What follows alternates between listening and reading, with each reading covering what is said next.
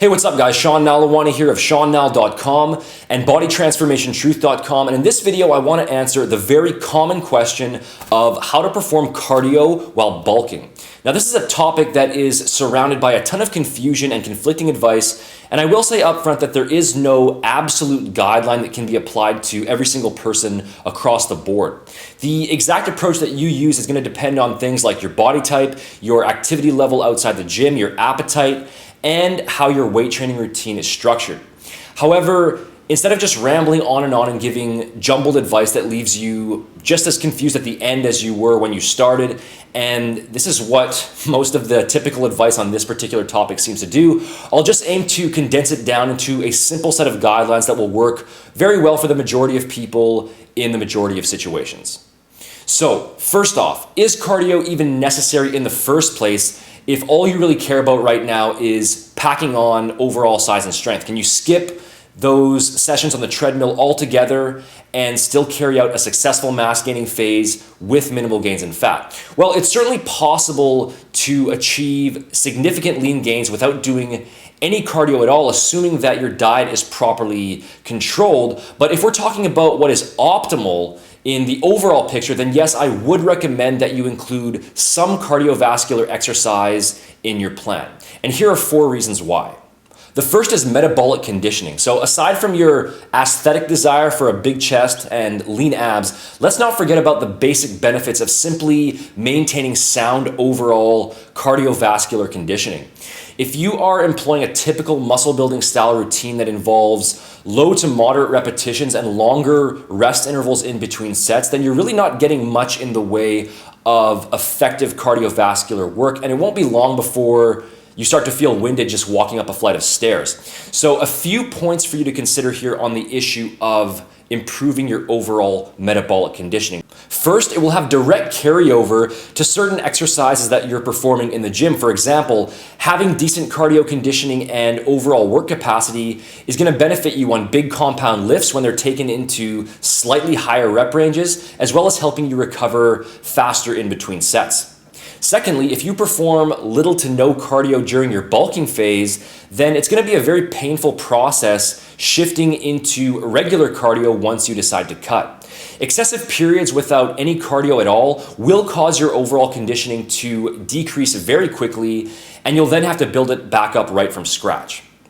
And thirdly, poor cardiovascular conditioning is also going to potentially negatively impact you in other areas of your life. For example, if you've been neglecting your cardio altogether and then you go to head out to play a game of basketball with your buddies, it's not going to be long before your lungs start catching fire and the experience is no longer enjoyable for you. The second benefit to performing cardio while bulking is calorie partitioning, and this basically refers to where calories and nutrients are stored on your body and where they are burned from during periods of a caloric surplus or deficit. So in combination with weight training, regular cardio may improve your overall calorie and nutrient partitioning by encouraging the body to shuttle nutrients into skeletal muscle tissue and away from fat stores. The third benefit is active recovery. Lower intensity forms of cardio can actually improve your recovery in between workouts by increasing blood flow and nutrient uptake into your muscles. For example, if you were to perform an intense leg workout and you were feeling particularly beat up and sore in the days that followed, a low to moderate intensity walk on the treadmill could help out.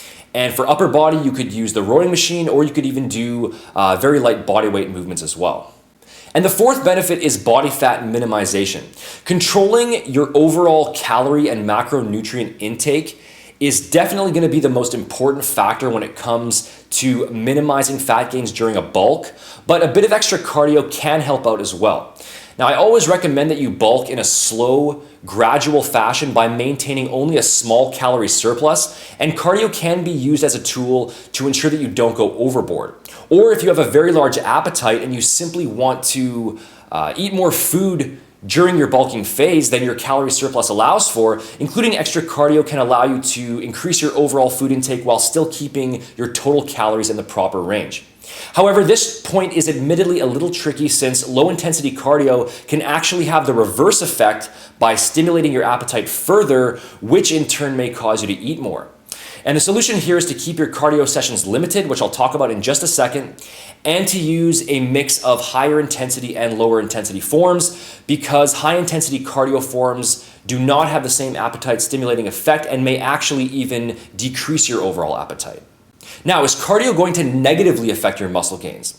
Well, as the saying goes, the devil is in the dosage. So in other words, it really just depends how you go about it. Yes, performing an excessive amount of cardio throughout the week is certainly not recommended during a bulking phase, as it definitely can impede overall muscle recovery and growth if you go too far. However, this would likely require more cardio than most people think, and most trainees can recover just fine without any adverse effect on their muscle gains, as long as the frequency and the intensity and the duration is moderated and your diet is properly structured. So here are some practical cardio guidelines for you to follow. Now, as I said before, the specific amount of cardio that you include in your program is going to depend on a variety of individual factors. For most people, though, 2 to 4 sessions per week is a good guideline to follow. Go with 1 to 2 higher intensity interval-based sessions in the 8 to 20 minute range, and 1 to 2 lower intensity sessions in the 40 to 60 minute range. You should ideally aim to space these sessions at least 8 hours away from your weight training workouts, or just perform them on your off days from the gym. Now, whether you go with the lower end of 2 sessions or the higher end of 4 sessions or somewhere in between depends on a few things. Number one, your body type. So if you're a typical hard gainer who doesn't gain fat easily, keep it on the lowest end. Or if you tend to gain fat more easily, perform more. The second is your activity level. So if you work a desk job, then obviously you'd benefit from more cardio, whereas a more active job would allow you to get away with less. And as a side note, if you work a very strenuous job, such as construction, then you can probably get away without performing any traditional cardio at all. Number 3 is your appetite. So if traditional cardio makes you very hungry and this is not something that you want, then perform a bit less, or perform less aerobic cardio in comparison to high intensity cardio. Or if the increase in appetite is actually helping you hit your calorie needs more easily than you would have otherwise been able to, then go ahead and perform more.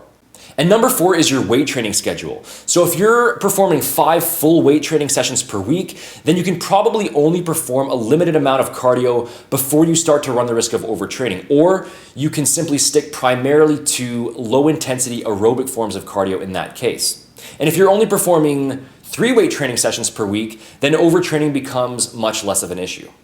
So to conclude here, yes, I would recommend that you perform cardio even if your primary goal is to gain muscle, because it's going to, number 1, increase your metabolic conditioning, number 2, improve nutrient partitioning, number 3, it's going to optimize recovery, and number 4, it's going to help to keep your body fat levels under control. Go with 2 to 4 cardio sessions per week from a mix of low duration, high intensity cardio and longer duration, lower intensity cardio, spaced 8 hours away from your weight training sessions if possible. And the specific amount and breakdown of your cardio is going to be influenced by your body type, your activity level, your appetite, and your specific weight training schedule. So thanks for watching this video lesson. I hope you found the information useful here today. If you did enjoy the video, as always, please make sure to hit the like button, leave a comment, and subscribe to stay up to date on future videos. Also, make sure to check out my complete, fully structured muscle building and fat loss programs over at bodytransformationtruth.com. The link for that is in the description box below. And make sure to join the Facebook page for daily tips and updates. The link for that is also in the description box. Talk to you again soon.